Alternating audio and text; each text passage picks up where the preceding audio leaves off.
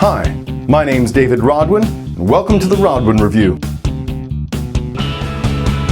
So I just saw Theater Movement Bazaar's newest production, Hot Cat, based on Tennessee Williams' Cat on a Hot Tin Roof, and it was amazing. You must go. It's playing in Los Angeles at Theater of Note for just a few more weeks. Get your tickets now and get your butt to the theater, because the night I was there, it was sold out. The genius couple behind Theater Movement Bazaar is Tina Kronis and Richard Alger. They're two local treasures in Los Angeles who still are not nearly well known enough. The work they do is so wholly unique, it is very difficult to give it words that actually convey the power of the experience of seeing it live, but I'm gonna try. It's an 80-minute piece that punches so much of a wallop you don't even know what hit you by the time it's over. Basically, for every show they approach, Richard takes the original text and strips it down to its absolute skeleton. From there, Tina takes the core of each of those characters and rebuilds the story in new and wholly inventive ways in the medium of dance theater. It sounds like something so horrible and pretentious and postmodern that you couldn't possibly want to go to it, but what I have to convey to you is how awesome it is. It has heart, it has intelligence,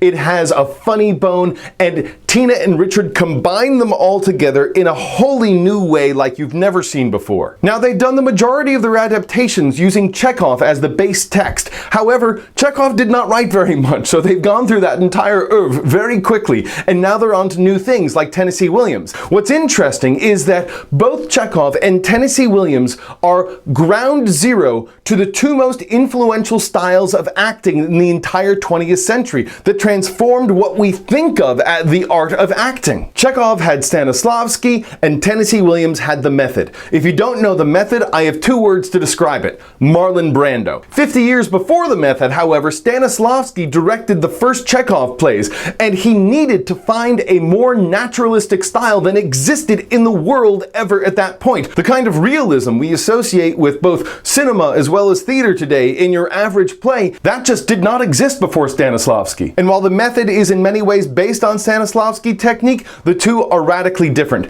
And I believe it is the original texts which call out different acting styles. So here's the quandary. What happens when you take a postmodern filter like Theater Movement Bazaar that has cut its teeth on Chekhov and you move it to Tennessee Williams? Go to see Hot Cat to make up your mind for yourself, but here's my take on it. Tennessee Williams and Chekhov have one distinct quality in all of their work. That is, they have characters who want to express something desperately, but they're in societies where they feel like they cannot say what they are desperately needing to say. That causes for an extraordinary tension. However, in Chekhov, it is manifest, I believe, in the best of all possible ways through humor. Now, it doesn't look like humor on the page, but when acted and directed effectively, it gets to the absurdities of life that just make you laugh. Tennessee Williams, on the other hand, I believe has written his plays with characters who can't say what they are desperate to say in a very different kind of style, with a different kind of tone. It's this gothic pathos that is heart-wrenching, that I have never laughed at, and I've never seen in the text indication that it was meant to be humorous, whereas Chekhov, I believe, is intended to be funny. Because of that, when Richard and Tina approach Chekhov and explode it and discover the humor, it is a revelation. However, when they do the same thing for Tennessee Williams, it feels like a layer put upon it. It's not that it doesn't work, but it feels like it is the director acting and giving authorial commentary on the piece itself, as opposed to revealing what the piece actually is. Now, I should actually come clean here, because you need to know that I actually have never really cared for Tennessee Williams. He wrote for characters that really weren't ever part of my world.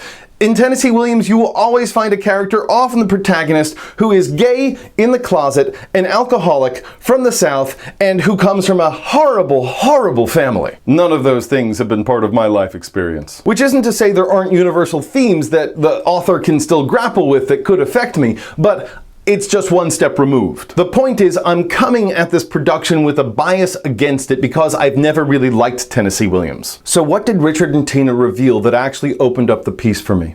Well, let me tell you. They found the pain and the pathos of the human experience of not being understood and made it universal. They developed 3 relationships in great depth. First, between Brick, our protagonist, a former football player who has now turned to the bottle, between him and his father, Big Daddy. The second relationship between Big Daddy and Big Mama, his wife. And the third relationship between Brick and his wife, whom he has not given any children, and which is a major, major problem. The relationship between Brick and Big Daddy is clear. It is one of profound disappointment.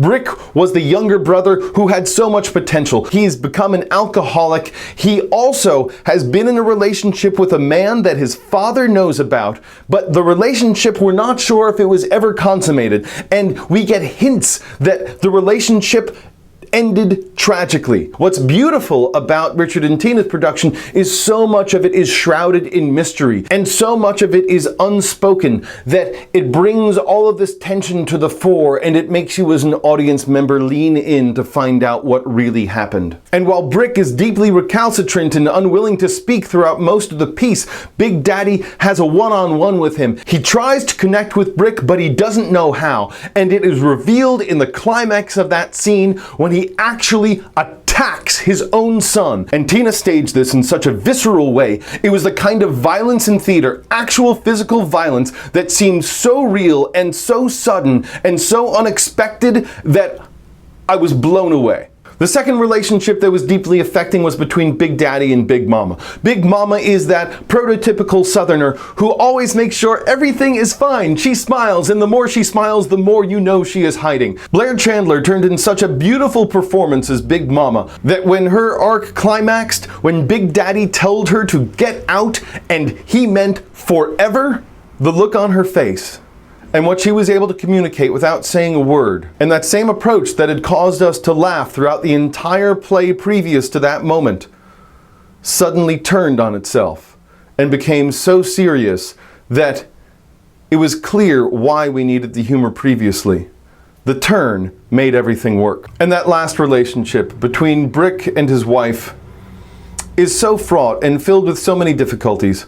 Brick, clearly gay, clearly not sleeping with his wife, and his wife's world is being destroyed because if Brick doesn't have a child, Big Daddy is going to give him nothing in his inheritance, and that means the wife will be destitute as well. It's hard for Brick to even talk to his wife, and near the end where she declares she is pregnant and everyone is left in disbelief, it's a powerful moment met with great consternation. And what gives us an extraordinary catharsis is the very last scene, in which there is no dialogue.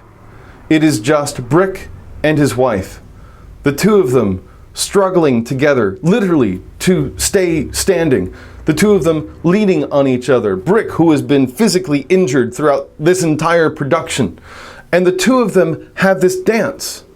A straight-up dance. Not the kind of dance that we've seen previously in this show, which is Theater Movement Bazaar's trademark, which is based on gesture and repetition and humor. Instead, this was dance. And in that final scene, Tina choreographed such an extraordinary duet that was so lyrical. It was so moving. It was so from the heart that when it ended and the lights went out and I realized this was the end of the play, I felt ripped off. I wanted more. I felt like we had finally gotten to something extraordinary and then the whole thing ended. And that isn't bad. Being left wanting more is an amazing thing to accomplish in the theater. So even though I don't like Tennessee Williams, and I believe that Theater Movement Bazaar's technique was developed really with Chekhov in mind more than anything else, there are things that have been revealed in this play that I've never cared about before. And the one thing that Richard and Tina always do is they inspire me to want to go back to the original text to see what they created this from. Because they've created an extraordinary raw distillation from that original text. And what they've made is beautiful in itself and also is so respectful of the original, it makes you want to go back and see what that was as well. And if that isn't a successful adaptation, I don't know what is. So get yourself to Hot Cat while it's still running. My name's David Rodwin, and this is the Rodwin Review. It is a radiant, vibrant production that is just intoxicating. It literally gets you on your feet, dancing in front of your seats and singing along, and simultaneously it never touched me emotionally